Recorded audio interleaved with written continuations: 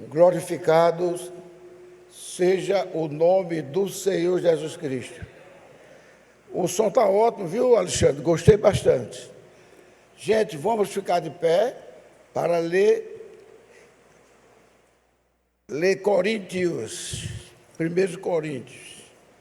O tema de hoje é a igreja de Coríntios. Não tinha elogios, mas Cristo estava com ela, né? Quando Cristo está com uma coisa, não importa que alguém fale, ele está e acabou-se. O problema está resolvido. Então, nós vimos falando já uns temas sobre a fé, fundamento perfeito, sobre perfeita força por perfeita debilidade. E tudo isso aí mostrou a igreja de Cristo no período paulino, né, no período de São Paulo e outros mais, mas que Deus estava com ela, porque Deus estava sendo corrigido. E hoje é um tema mesmo propriamente dito para este quadro aqui. Então, 1 Coríntios, capítulo 2, versículo de 1 a 8. Depois tem Romanos 10, e depois volta a 1 Coríntios, capítulo 14, e eu vou dizer depois, certo? Para ninguém que eu ficar confundido. Eu sei que são duas leituras hoje. Então, 1 Coríntios, capítulo 2, de 1 a 8. Então, leiamos.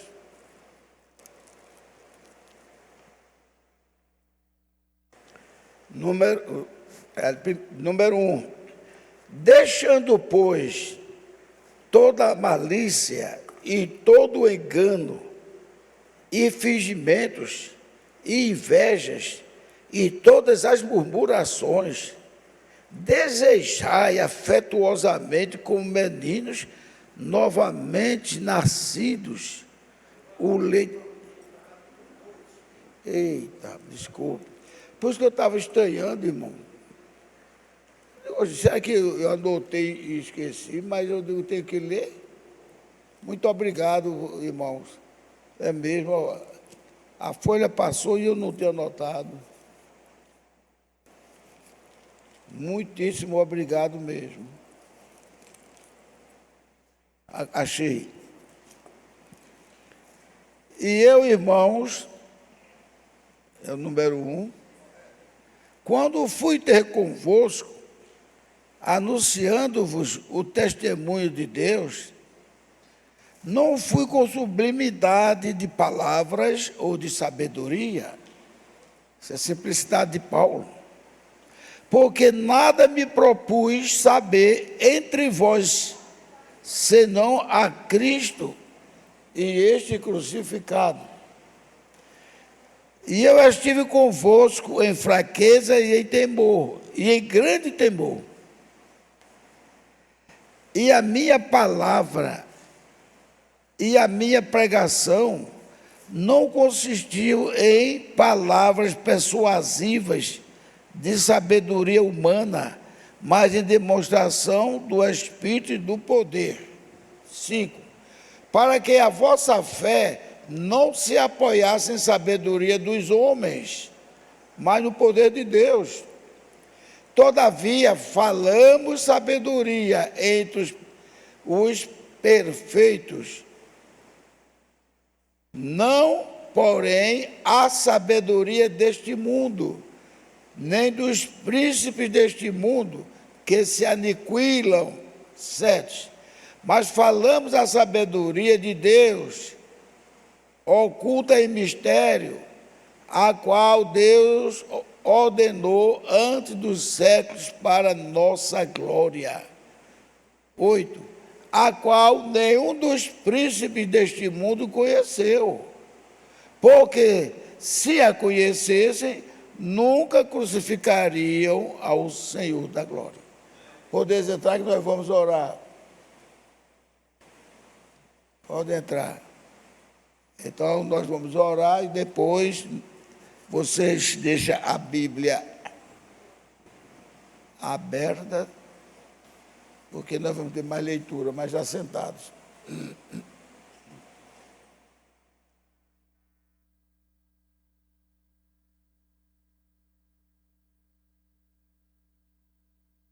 Então, todos já entraram. Então, nós lemos 1 Coríntios capítulo 2, de 1 a 8. Agora, vamos ler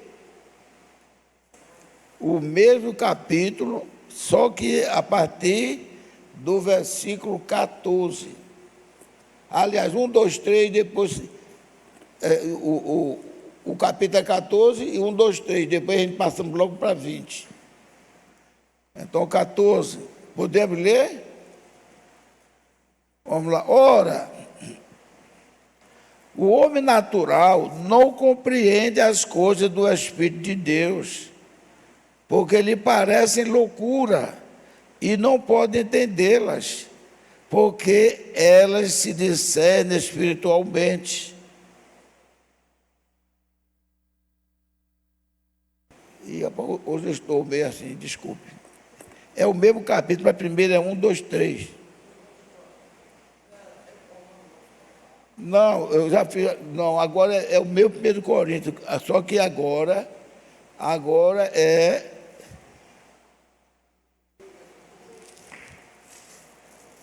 Não, eu li 2, 1 a 8, agora é 1 Coríntios 14, irmão. 14. É porque eu tenho que abreviar um pouco, porque senão só na leitura vai-se embora o horário. Terminei atrapalhando, de qualquer maneira eu atrapalhei. É o 14, pronto, o 14 é que é 1, 2, 3, depois 20. 14. Segui o amor e procurai com zelo os dons espirituais, mas principalmente o de profetizar, é que Paulo diz. Porque o que fala em língua desconhecida não fala aos homens, senão a Deus, porque ninguém o entende, e em espírito fala mistérios. Mas o que profetiza fala aos homens para edificação e exortação e consolação. Aí agora nós vamos passar para o 20. 20, irmãos, não sejais meninos no entendimento, mas sede meninos na malícia e adultos no entendimento. 21. Está escrito na lei: por gente de outras línguas e por outros lábios falarei a este povo, e assim me não ouvirão, diz o Senhor. 22. De sorte que as línguas são um sinal, não para os fiéis. Está vendo? As línguas são um sinal não para os fiéis, mas para os infiéis. E a profecia não é sinal para os infiéis, mas para os fiéis, a profecia. Se, pois, toda a igreja se congregar no lugar e todos falarem línguas e entrarem em doutos ou infiéis, não dirão porventura que estás loucos? Eu me lembro que tinha gente que dizia até que a pessoa estava bodejando, para feito de bode. Mas se todos profetizarem e algum indouto ou infiel entrar, de todos é convencido e de todos é julgado, porque foi a profecia. Portanto, o segredo do seu coração fica manifesto, e assim, lançando-se sobre o seu rosto, adorará a Deus, publicando que Deus está verdadeiramente entre vós. Que fareis, pois, irmãos, quando vos ajuntares, cada um de vós tem salmo, tem doutrina, tem revelação, tem língua, tem interpretação. Faça-se tudo para a edificação. E se alguém falar em língua desconhecida, faça-se isto por 2, no máximo, quando muito 3. E por sua vez, e haja o intérprete. Mas se não houver intérprete, esteja calado na igreja e fale consigo mesmo e com Deus. E fale 2 ou 3 profetas, e os outros que o julguem. Mas se a outro que estiver sentado for revelada alguma coisa, cale-se o primeiro, para que não haja, porque todos podereis profetizar, uns depois de outros, para que todos aprendam e todos sejam consolados. E o espírito dos profetas estão sujeitos aos profetas. Porque Deus não é Deus de confusão, senão de paz, como em todas as igrejas dos santos. As vossas mulheres estejam caladas na igreja, porque não lhes é permitido falar, mas estejam sujeitas, como também ordena a lei. E se querem aprender alguma coisa, interroguem em casa a seus próprios maridos, porque é vergonhoso que as mulheres falem na igreja. 36. Porventura saiu dentre vós a palavra de Deus, ou veio ela somente para vós? Ou seja, vocês não têm domínio sobre a palavra de Deus, a palavra de Deus que tem domínio sobre todos nós. Se alguém cuida ser profeta ou espiritual, reconheça que as coisas que vos escrevo são mandamentos do Senhor. Mas se alguém ignorar isto, que ignore, Paulo diz. Portanto, irmãos, procurai com zelo profetizar, e não proibais falar línguas, mas faça-se tudo com ordem e decência. Amém? Agora, entre que nós vamos orar, Fiz logo as 2 leituras.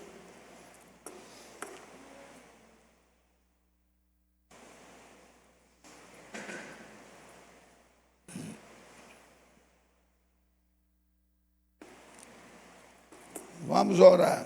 Senhor, nosso Pai Celestial, nós te agradecemos pela graça e tua misericórdia de nos trazer aqui e nos aceitar. Nós estamos em tuas mãos, ó Pai, e pedimos que o Senhor não deixe nenhum espírito cruzar com o nosso espírito. Abençoa a tua igreja aqui, como abençoada será também lá em João Pessoa e outras igrejas que estiverem usando a tua palavra. Quanto aqui, abençoa todos os nossos amados irmãos que já estão aqui e os que hão de chegar, e os amados visitantes, que sejam sempre bem-vindos. E se chegar um momento de se clamar, se teu coração clamar para ser um verdadeiro crente, ser batizado em nome do Senhor Jesus Cristo, batize-se. E no próximo domingo você já estará participando da sua primeira ceia. Mas que em tudo seja Deus glorificado e exaltado, também pelos cantos, através do irmão Ricardo e os músicos, e como o trabalho que é feito na retaguarda, para que este culto se saia bem. E nisso tudo nós agradecemos a Ti, Senhor. Perdoa nossos pecados e que nossas mãos não estejam vazias, estejam cheias da Tua graça, da Tua misericórdia e do bom coração em Te servir e glorificar. No nome do Senhor Jesus Cristo, nós Te pedimos e Te agradecemos. Amém e aleluia. Poder sentar em palmas para o Senhor Jesus Cristo. Aleluia. Irmãos, agora para fazer uma leiturazinha rápida, vamos voltar a Romanos. porque o Romanos é um fechamento importante. É Romanos 10. Romanos 10, 9, versículo 9 e 10. Então, Romanos 10 diz assim.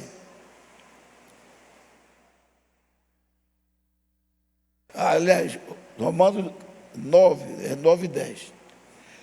A saber, se com a tua boca confessares já o Senhor Jesus, e com o teu coração creres que Deus ressuscitou dentre os mortos, serás salvo.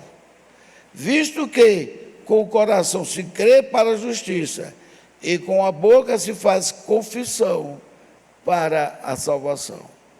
Amém?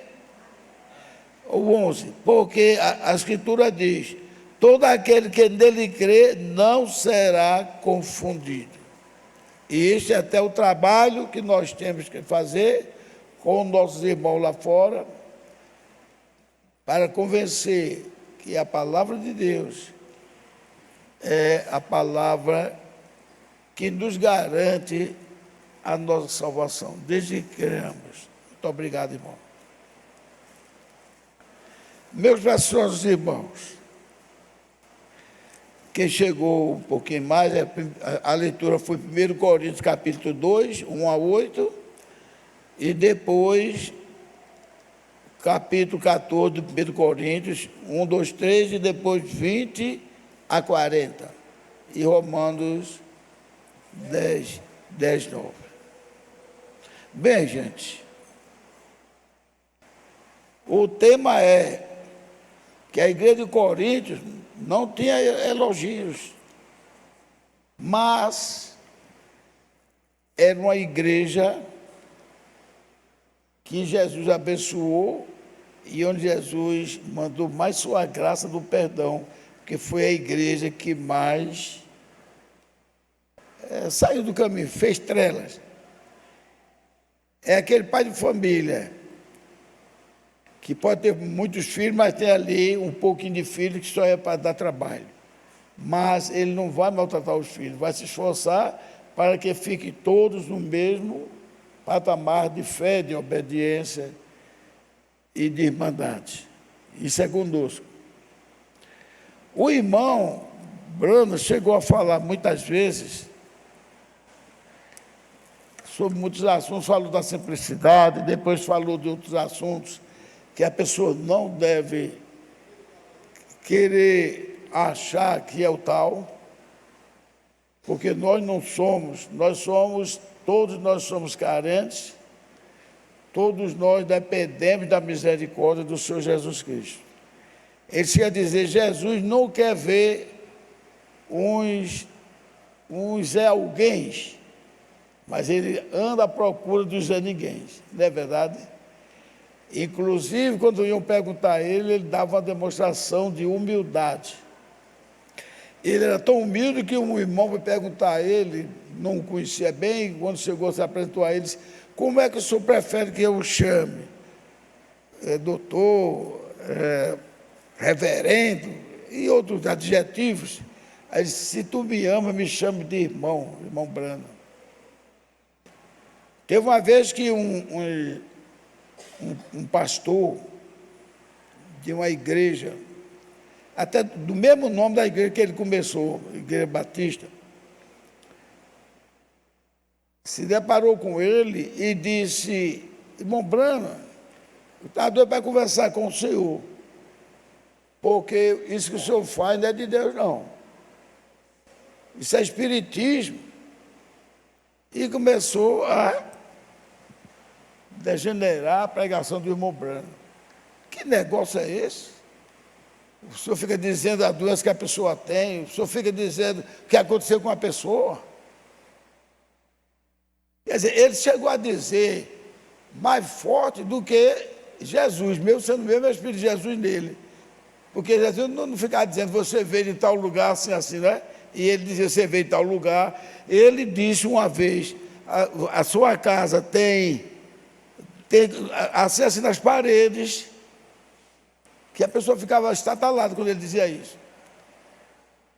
Aí então o cara disse, não, ele está uma inferência minha. Ele pode estar querendo ser maior do que Jesus. Jesus nunca falou, você está falando que a mulher caiu da cama e deu uma pancada no pescoço, ele virou o câncer, ou a mulher ia morrendo afogada. Então, quando ele descarregou mesmo a irmão Brando calado, somente conversou com ele, irmão, as coisas que eu falo, não é de mim não, que eu não sei nada não. Veja a humildade dele. Eu não sei de nada não. E eu digo logo para meus irmãos, que o que Deus me mostrar, eu falo. Se for verdade, eu pergunto, é verdade isso? Você levanta a mão, e as pessoas levantam. Aí começou a explicar para ele. Mas desde quando o irmão Brando estava explicando para ele, na humildade dele, o Espírito Santo desceu do irmão Brando. Mas ao descer, não desceu para humilhar ele, não.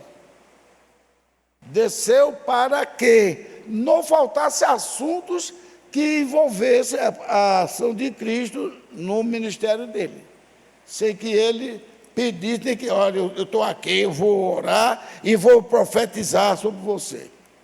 Essa é uma expressão que eu acho até que não precisa dizer isso.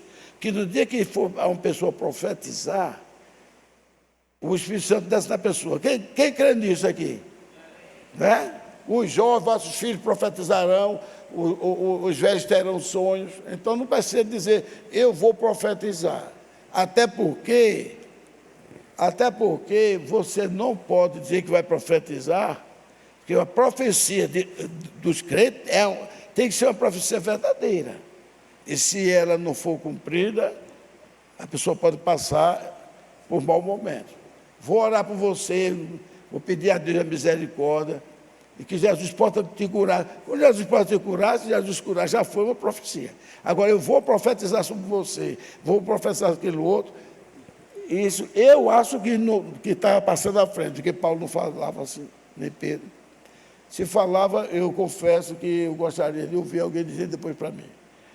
Porque eu vi Jesus dizer que aquele que profetiza uma coisa saiu da ordem e não for cumprido, aquele falso profeta deve ser morto. Qual foi a causa da morte de Isaías? Quem sabe? Foi uma profecia, entre aspas, falsa. Não cumpriu. Aí ele fala bonito, mas veja que ele é falso. Já faz não sei quantos anos e essa virgem não apareceu. Quantos sacerdotes aí achou que era filha dele e reservou para não casar, porque ia receber a presença de Deus? No entanto, uma mulher simples, uma camponesa simples, numa cidade pequena, como o pastor até falou, e ela foi quem foi agraciada. E Jesus, muitas vezes, queriam pegar Jesus para matar ou precipitar. Porque ele disse uma profecia muito dura. Para nós não é o que nós conhecemos agora a Bíblia, mas aqueles homens não perdoavam quando ele disse, quando ele leu sobre aquilo que Isaías escreveu, logo que Isaías, que foi cerrado, quando ele terminou, pegou o livro, entregou na mão do cara que recebe o livro, né? Sentou-se, mas que eu estou vendo, olhou-se assim sentado e disse, hoje tem se cumprido o que acabaste de ouvir. Meu amigo, a turma entendeu, a turma entendia as expressões das pessoas. Aí começaram a vociferar. Quem é esse para dizer isso? Quem é esse para garantir essas coisas? Aí, ele não é o filho de José, com Maria, cada um começaram a dizer. Aí alvoroçaram, todos pegaram em pedras e iriam precipitá-lo. E o pastor César viu a altura do precipício. Ninguém escaparia, não. É como a Força Serra da Rússia, e que alguém empurrasse alguém de lá e saía rolando. Mas ele passou pelo meio de todos e ninguém viu, porque a Bíblia diz, não era chegada a sua hora.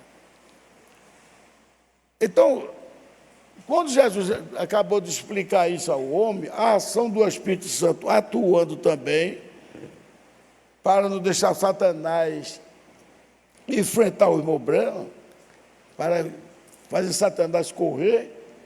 Aí, quando Satanás correu, caiu fora. Aí ele disse, irmão Branham, eu vejo que o senhor tem o Espírito Santo. Então, veja foi que Deus fez. Além de expulsar o espírito mau que estava naquele pregador, pastor, e agora está modificando mais um pouco, mas antigamente o batista não queria saber nada de falar em milagre. Aí, então, eu vejo que o senhor tem o Espírito Santo. Aí o irmão Bruno olhou para ele, sorrindo, e disse, está vendo, meu irmão? Nesse tempo você disse que eu tinha o demônio. Mas agora, o senhor reconheceu que eu tinha o Espírito Santo. O irmão Bruno apertou a mão dele, desejou felicidade, e ele foi embora. Ficou tudo acertado com Jesus ali? Ficou ou não? O que é que vocês acham? Se você se lembrar de uma expressão de Jesus, eu vou dizer, aquele que fizer qualquer ofensa ao Filho do Homem, lhe será perdoado. Mas aqueles que fizer ofensa ao Espírito Santo, não terá perdão, nem neste século, nem no vindouro. Então agora vocês respondam. Vocês acham que ele ficou tudo acertado quando ele disse ao irmão Brian, eu vejo que o senhor tem realmente o Espírito Santo? Você acha que ficou acertado? Mesmo vendo essa expressão que eu disse agora? Hein? A igreja acha que ficou acertado ou não? Nós estamos aprendendo, aqui não é para dizer quem errou nem que falhou, não. Hã? Sabe o que aconteceu com ele? Um homem sadio, jovem, corpulento, com toda a força, com uma semana certinho. O meu irmão viu no jornal, o reverendo fulano de tal pulou do tanto andar de um hospital de demente. Pulou, lá não foi terceiro ou foi quinto andar, ele pulou pela janela e caiu, esbagaçou-se. Então tem coisas que parecem até ser simples, mas é perigoso. As pessoas não devem brincar, não. Porque se a gente vai falar de uma coisa que pode estar ofendendo, não é a pessoa, é o Espírito Santo. E outro quadro também, não sei se eu vou me lembrar desse outro quadro também que aconteceu, se eu me lembrar depois eu digo. Eu sei que, veja como o quadro acontece. As pessoas que pensam porque são religiosos nas suas igrejas e porque já pegaram um ciclo, que denominação significa fazer um ciclo em torno de si, aí pensa que se alguém ultrapassar aquilo ali está errado e ele tem toda a força para dizer o senhor está errado do que o senhor está fazendo. Eu sei que aquele pobre homem morreu. Sim, o irmão Nivaldo lembrou de a mulher era amiga dele há muitos anos, tanto é que chamava ele de Billy. E ele foi fazer o que o pastor Santa quer que a gente faça agora, né? Entregar cartões, convidar para a igreja. Aí ele, conhecendo ela, deve ter dito, fulana, tudo aí, mas depois daquela conversa ali, ele fez um convite. Aí ela disse, Billy, para aceitar a tua religião, não é para mim a vaca, ainda sou eu. Ele baixou a cabeça, deve ter orado por ela. E então, Deus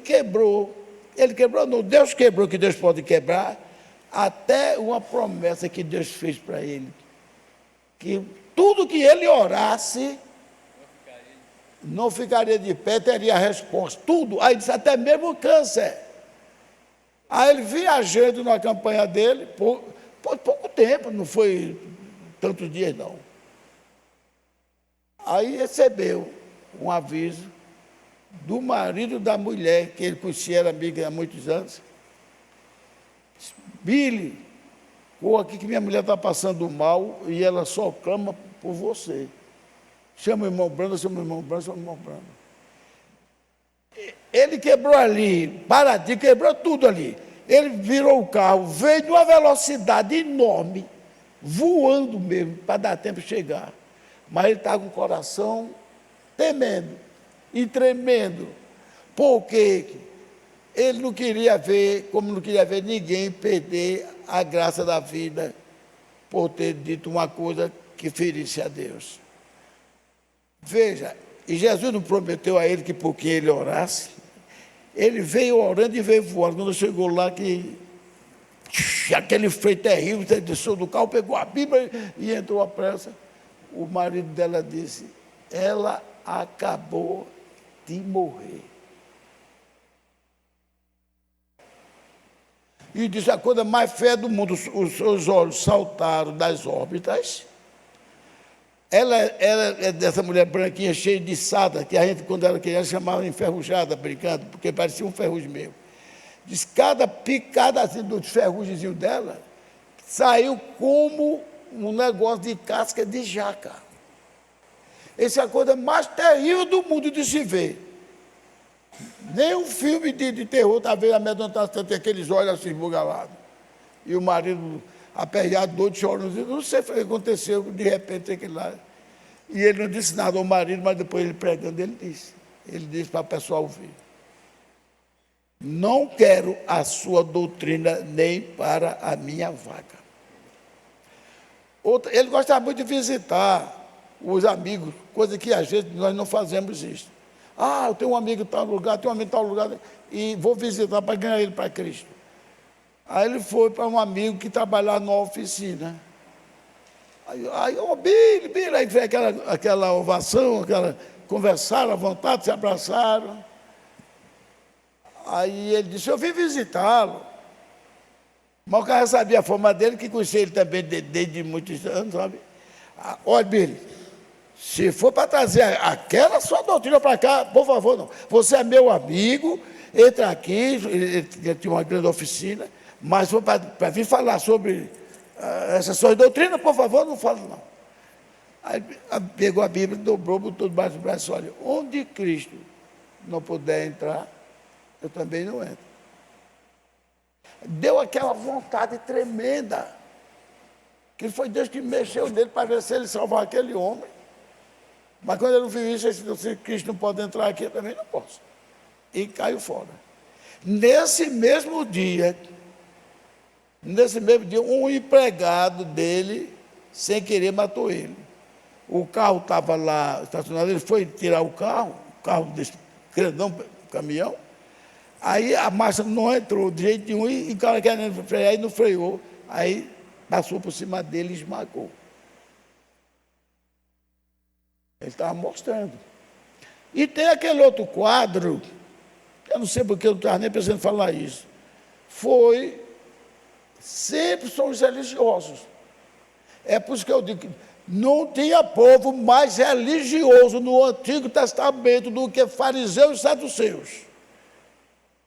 Já nele avançado, não é logo no início, não. Não tinha povo mais religioso. Jesus ia pregar, juntava um bocado, ficava todo olhando em Jesus. Para ver se pegava Jesus numa coisa. Aí depois dizia, olha o que ele está dizendo, olha o que ele está dizendo. Fariseus e saduceus. E hoje ainda tem gente assim, que aquele espírito não morreu. Então, um dia o irmão Branco já cansado, que dava aquele cartão, ele dizia, esse cartão não tem nada a ver se alguém interpretar mal. Esse cartão que é para ninguém não pegar um espírito. Não, mas eu vim primeiro e não fui chamado, não sei o quê. Aí, é quem Cristo mandar chamar. Aí naquela oração que ele estava falando, cansado que estava, que ele orava, depois ele consertou isso, mas ele orava até 2, 3 horas da madrugada se precisasse. Aí então chegou um cara todo bem bonitão, de terno, aí reverendo, eu vim aqui porque eu tenho tuberculose e câncer, e vim para o senhor orar por mim. Aí entregou o cartão ao irmão Brana. Aí o irmão Brana pegou assim na mão dele e disse: irmão, não vejo nenhuma doença em você. Aí, uma igreja que eu acho que tinha umas 10 vezes mais do que essa aqui. Ele aqui falando com o irmão Brana. Olha o que eu disse a vocês. Olha o que eu disse a vocês, que a mente dele agora está muito cansada, porque é tarde da noite, é muito cansada. Ele não pode ler a telepatia do que eu escrevi no cartão, então ele está dizendo que eu não tenho doença nenhuma. Aí o irmão Breno, naquela calma, baixou a cabeça e disse: Senhor, o Senhor vai permitir que esse camarada possuído pelo inimigo venha desmoralizar esse trabalho. Tanta gente que já foi aqui atendida. Aí, é como se fosse uma tela, irmão. Abriu tudo assim, da mente de irmão Brana. Aí o irmão Brana disse: irmão, eu disse que você não tinha doença, que eu não vi doença. Mas o senhor acabou de me mostrar que ontem à noite estava o senhor, estava aquela senhora ali e aquele outro irmão. Os três estavam dentro de casa, reunidos numa mesinha de vidro, com uma toalhinha verde, como fazer eu tropeçar e o povo saber que eu era um impostor. O camarada que ele apontou, que estava lá fora, se levantou e disse assim: tenha misericórdia, irmão Brana, realmente isso é verdade. Lá no cantinho, ele disse: foi aquela senhora e agora o senhor. Aí a mulher ficou, não respondeu nada, mas ficou toda logo, porque numa mesa, aí todo o detalhe da mesa, até a toalhinha verde, Deus, que a finalidade era vocês terem vindo e me passar para trás. Aí, meu amigo, a mulher nem respondeu, ficou estatalada lá, como é que o homem ia saber tudo isso dela, que eles estavam reunidos. O outro pediu logo misericórdia.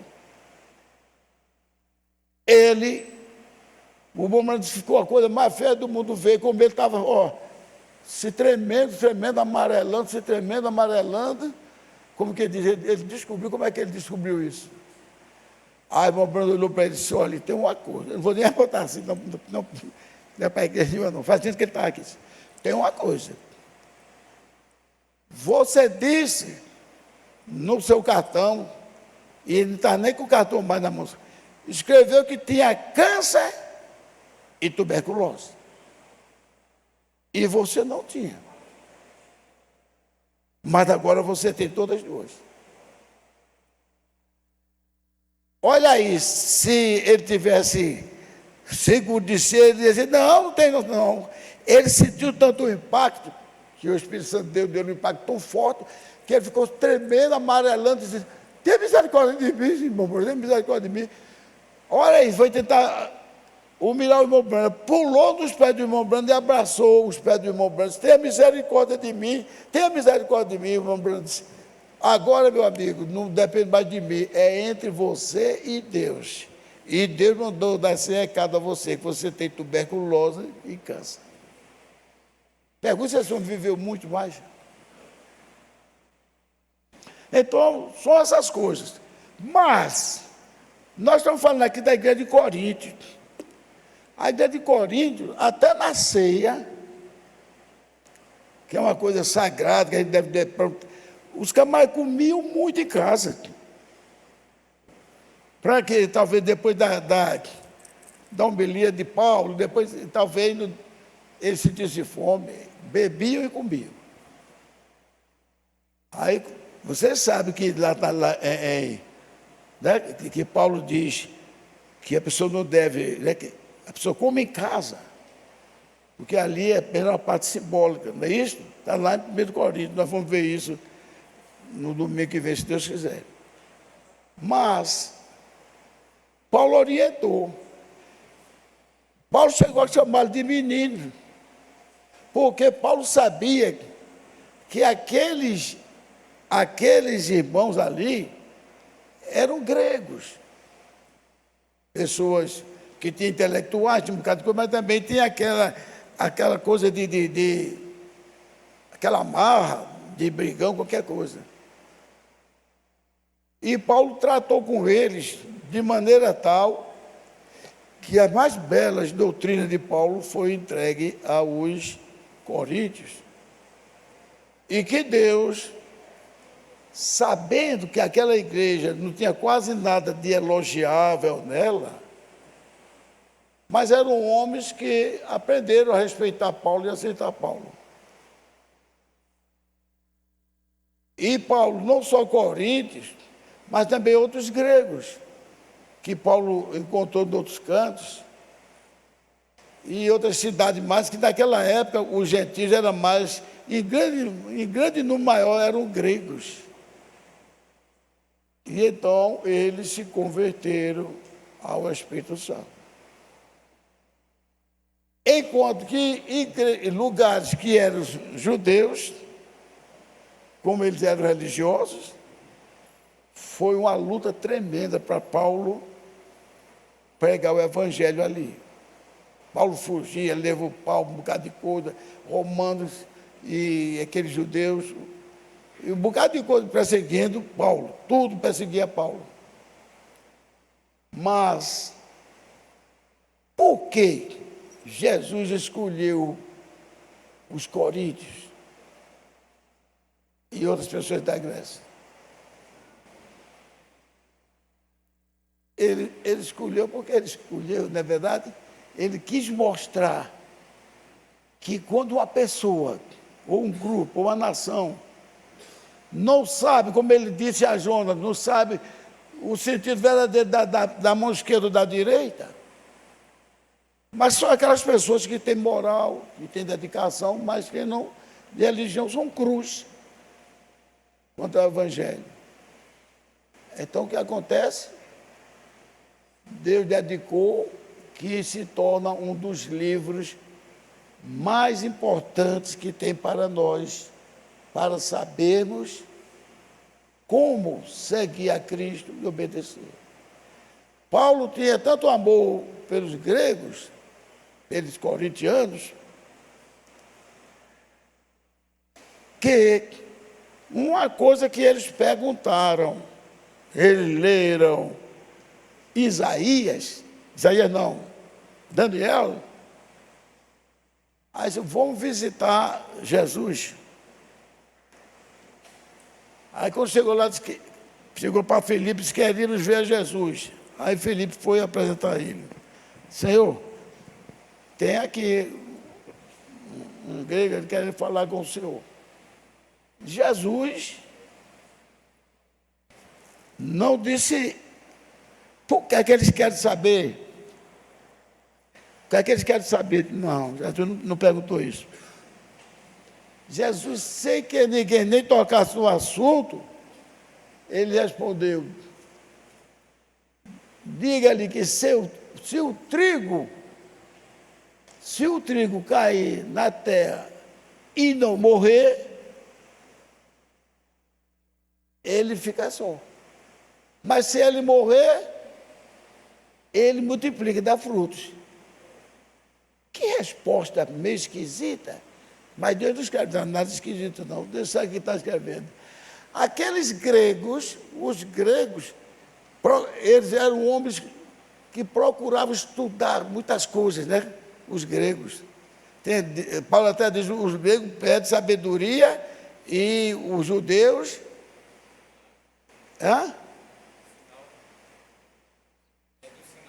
Sinal, isso. Os judeus pedem sinal. Aí diz, os judeus pedem sinal e os gregos sabedoria. Aí o que acontece? Já terminou, eu vou só concluir isso aqui. Aí o que acontece? Os gregos não largavam as escrituras de Daniel, que habitou num lugar que, né, tudo dominado ali por gregos. Aí então ele sabia aquela história verdadeira da pedra que foi cortada sem mão, que esmiuçou, né? Esmiuçou aquela estátua, que esmiuçou tudo. Isso foi, e cada rede que tinha, a pedra ia correndo uma para as outras, uma para as outras, disse. Mas, depois aquela pedra parou, e aí começou a crescer e invadir. E essa pedra não será destruída, nem terá fim esse reino, o reino da pedra. Então, Jesus tinha demonstrado que era aquele ser representado na pedra, que aquele que crê seria salvo, aquele que não cresce, a pedra iria destruí-lo, ia ser despedaçado. Mas como é que um homem tão jovem deve ter pensado assim? Diz que o reino não terá fim. Esse homem nunca vai morrer, não. Aí ele queria ver Jesus e já sabia, diga a eles que se o trigo caindo no chão não morrer, ele fica só. Mas se ele morrer, ele dá frutos. E foi dado aquele recado. Sabe o que aconteceu? Mais tarde, muitos anos depois, Paulo pregando o evangelho, que pregou para gregos, não é verdade? Pegou. Aí foi justamente em 1 Coríntios, capítulo, acho que é 15, versículos 27 e 28. Quando Paulo disse assim, para os coríntios, quando Deus acabar de sujeitar todas as coisas abaixo do seu filho, então o próprio filho se sujeitará àquele que sujeitou todas as coisas a ele, não é verdade? Aí no 28 diz, 1 Coríntios, 28 diz mesmo assim. Então, em outras palavras, para vocês entenderem, o filho desaparecerá, porque ele subirá ao pai. Mas ele não desapareceu. O que é que aconteceu? É a coisa mais gloriosa que interessa a nós. O que foi que aconteceu? Quem sabe dizer? Jesus desapareceu, não apareceu mais. Cadê ele? Fugiu? Não. Subiu ao pai. O que aconteceu? Ele desceu em cada um de nós. Amém? Desceu a palma, justo. Ele desceu para habitar em cada um de nós. Então, aquela semente, aquele grão de trigo que caiu, teve que morrer, ser humilhado, tudo passou, para que depois ele frutificasse e plante uma semente e que ela dê um celeiro enorme. Da mesma semente, ela é totalmente igual àquela semente de trigo ou de milho, o que for. Porque todos agora temos o Espírito de Deus em nós. E vai se multiplicar cada vez mais quando ele disse que é da vontade do Pai que fiquemos conhecendo a altura, a profundidade, a largura e o comprimento. E não mais somente isso. E disse, e todos terão o mesmo Espírito que estava em Cristo, habitando nele toda a plenitude da divindade. Isso só pode ser, ultimamente, só em Cristo Jesus, mas virá para todos nós. Deus nos abençoe, Igreja do Deus vivo. Aleluia.